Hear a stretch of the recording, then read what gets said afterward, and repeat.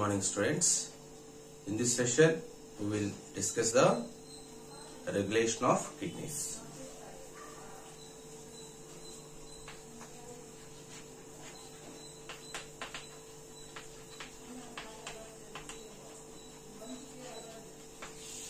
Under the regulation of kidneys, we are already discussed the hypothalamus. The next one is the JGA, juxtaglomerular apparatus. Juxtaglomerular apparatus. How it is helpful to the regulation of kidney? Whenever the GFR is fall down, GFR means glomerular filtration rate is fall down, then what happened? Osmoreceptors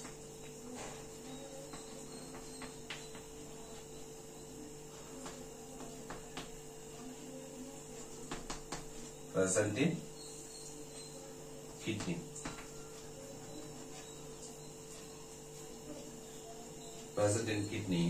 send the messages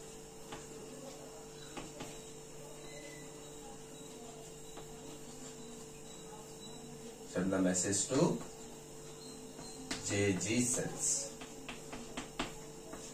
What is the JG cells? Juxtaglomerular cells. Where it is located? They are present in the afferent arteriole and distal convoluted tubule.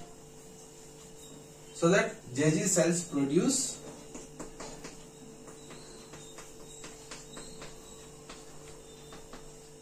renin. It is a enzyme produced by the juxtaglomerular cells. Renin activates angiotensinogen. What is the angiotensinogen? It is the inactive protein produced by liver. So that angiotensinogen converts into the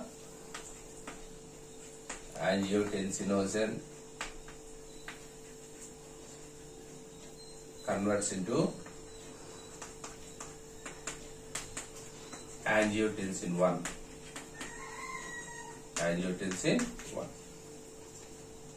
Then it is converted into angiotensin converting enzyme produced by lungs,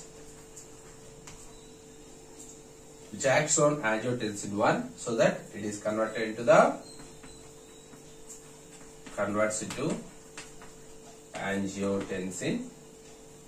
angiotensin 2. Angiotensin 2 act as vasoconstrictor.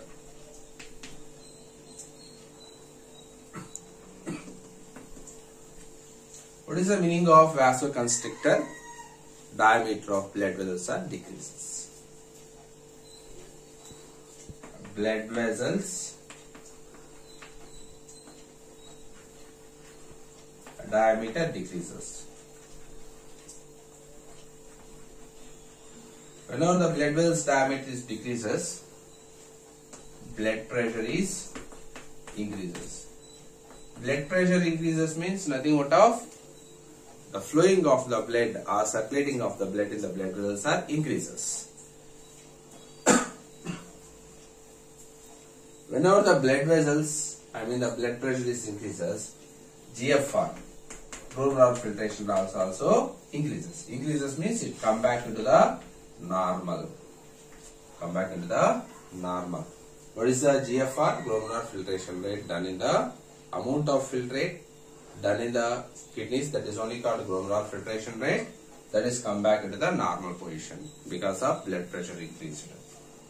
So this is the way juxtaglomerular apparatus regulates the kidney. The next one is the heart.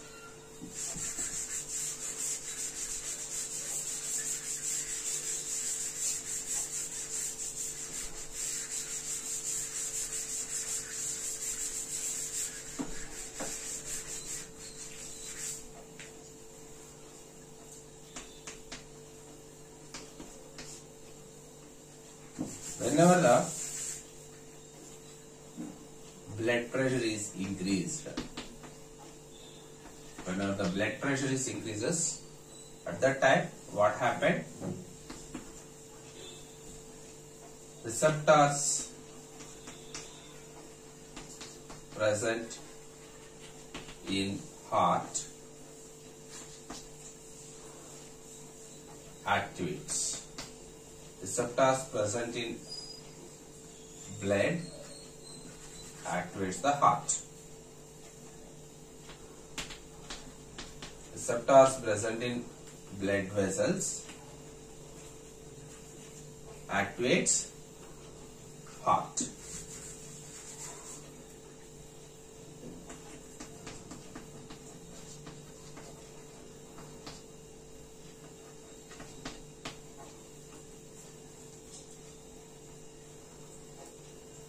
Whenever the heart is activated, then atrial natriuretic factor, that is simply called ANF, produced by the heart. Heart produces what? Atrial natriuretic factor. It acts as vasodilator. What is the meaning of vasodilator? Increase the diameter of blood vessels. Whenever the blood vessel diameter increases, the circulation of blood flowing is decreases. That is only called blood pressure is decreases. Blood pressure decreases.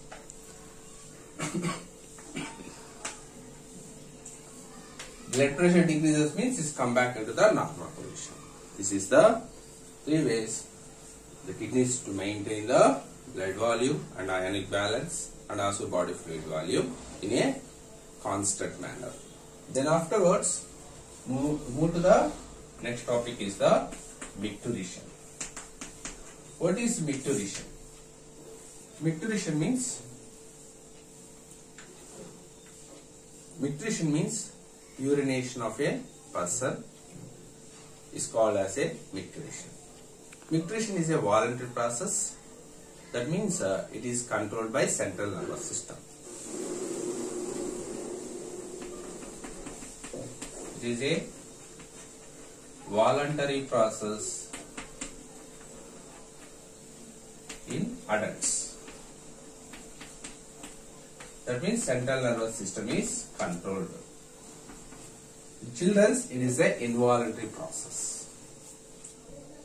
Involuntary process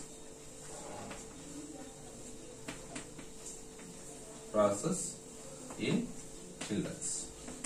That means the children are unable to control the urination. That's why whenever the bladder is filled, it is going to be released out. That's why it is an involuntary process in children.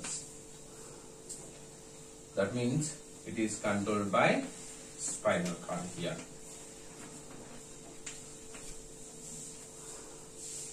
The next one, how the micturition is going to be done. The process of micturition, how it is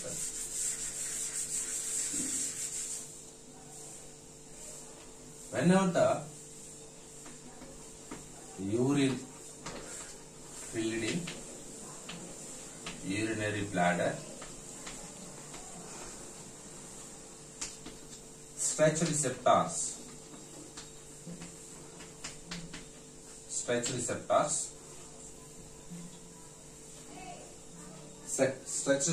present in urinary bladder only, they send the messages to the central nervous system. Send the messages to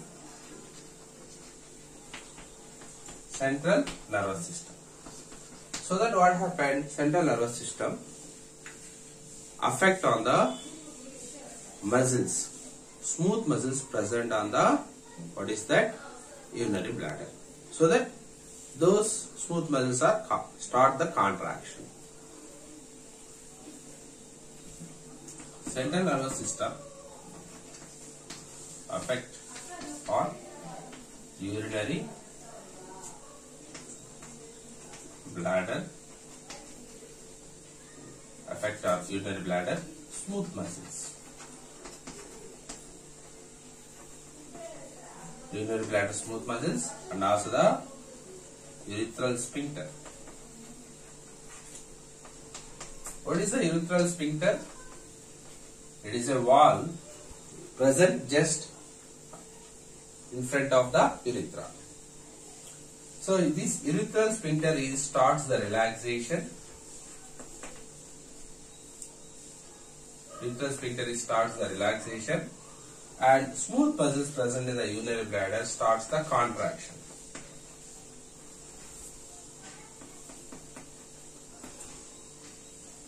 This contraction and relaxation of smooth muscles and urethral sphincter simultaneously done.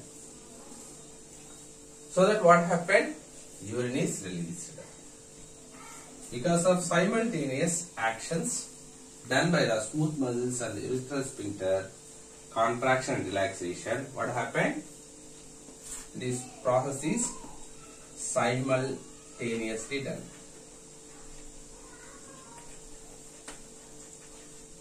So that urine is released.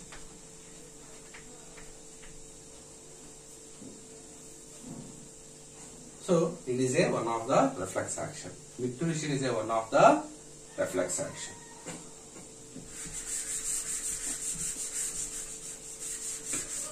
Why it is called reflex action means whenever the urinary bladder fill, that message sent to the central nervous system. Central nervous system again show the effect on urinary bladder.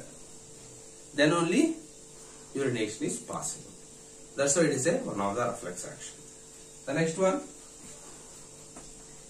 So urine per a day 1 to 1.5 liters are released. 25 to 30 grams of urea present in the urine.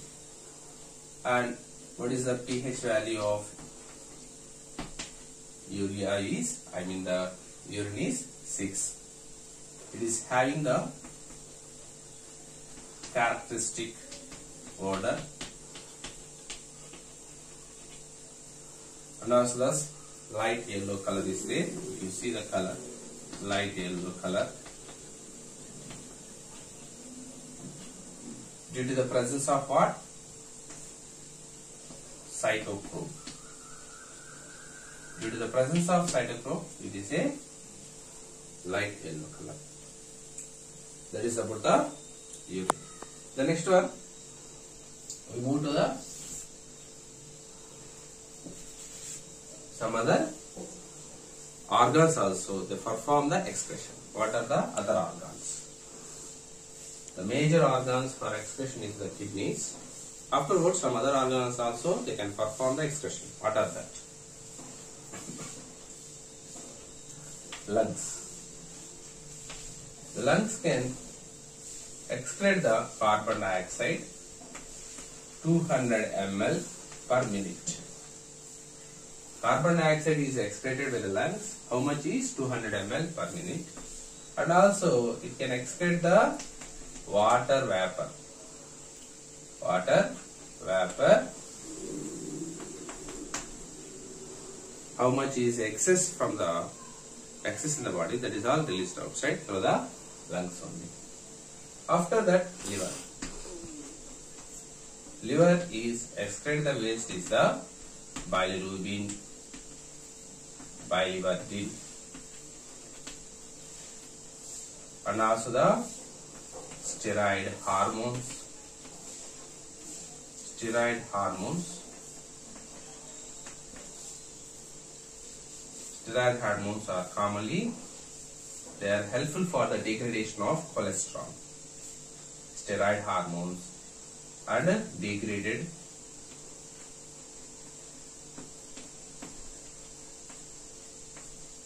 degraded cholesterol.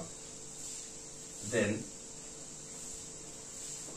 all these things are going to be some of the vitamins. All are excreted by the liver along with the fecal matter, along with the stool. These are the pigments. Bilirubin, bilirubin are the pigments. Degraded cholesterol and steroid hormones, certain vitamins, all are going to be released outside. Along with the drugs, if any drugs are taken by the person for the any infections are there, those drugs are also released outside with the help of the liver through the fecal matter. The next one, after that liver, skin. What is the skin? The skin is having sweat glands. The second one is the sebaceous glands. First we are going to discuss the sweat glands. Sweat glands release the sweat. What is the importance of sweat means? It gives the cooling effect on the skin. That means when the temperature is more than the normal, then it cool down the temperature of the skin. So that gives the cooling effect on skin.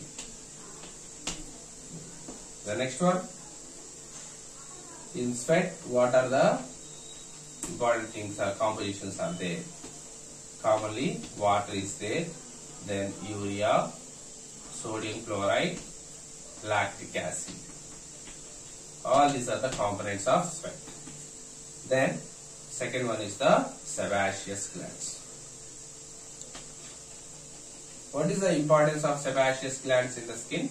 They produce the sebum. Produce what? Sebum.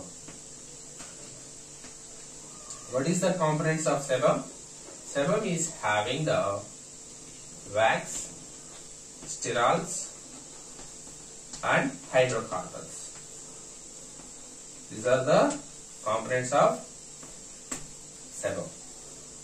What is the importance of sebum for skin is, it makes the moisturizing of the skin. That is the importance of the other glands. And also one more important organ is the large intestine. Large intestine is commonly excrete the stools as a waste material. And along with that, what is that? They can be excrete the excess amount of iron also excreted into the outside atmosphere. Thank you students. Next session we will continue.